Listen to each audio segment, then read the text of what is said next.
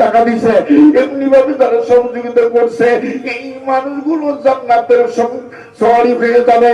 এই মানুষগুলো ছাড়া হাফিজি মাদ্রাসা ধ্বংস হবে না।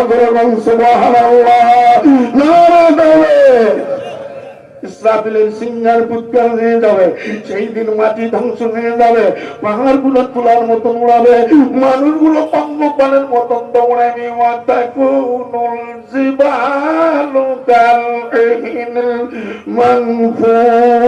পাহাড় গুলো তুলার মতন হবে আর মানুষগুলো পঙ্গপালের মতন দৌড়াইবে।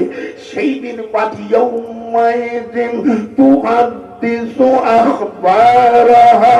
সেই দিন মাটির জবান খুলে যাবে। কারণ যখন ইসরাফিলের সিংহার পুত্র হয়,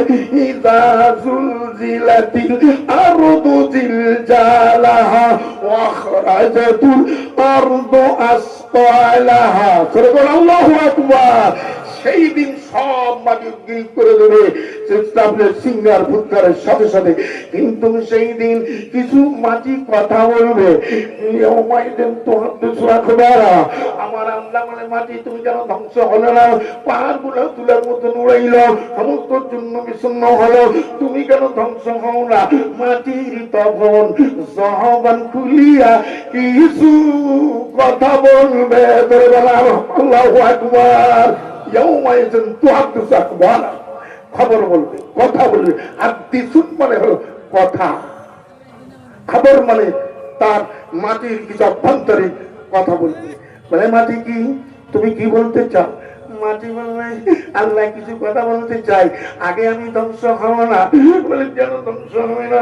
বলে আমি শীতল চৌরাস্তা, ওই যে হাফিজি মাদ্রাসার মাটি, যে মাদ্রাসায় তোমার কোরআন পড়িয়া তোমার কত বান্দা হাফিজ হইল, আর এই কোরআন পড়ার ব্যবস্থায় তারা অর্জিত সেমের দিল, টাকা দিল, ছবি দিল, এই মানুষগুলোর জান্নাত সংবাদ না দিলে মাটি ধ্বংস হব না। করে সুবহানাল্লাহ। আল্লাহ বলেন ওরে মাটি শুনে নাও, জেনে নাও, ভালো কাজ করবে যারা, জান্নাতুল ফিরদাউসের গ্যারান্টি দিয়েছি। আল্লাহু আকবার। ইন্নাল্লাযীনা আমানু ওয়া আমিলুস সালিহাতি কানাত লাহুম জান্নাতুল ফিরদাউসি নুজুলা। আল্লাহু আকবার। তাদেরকে জান্নাতুল ফিরদাউস দিয়ে দেবো। আচ্ছা, কারা কারা জান্নাতুল ফিরদাউসের মেহমান হতে চান?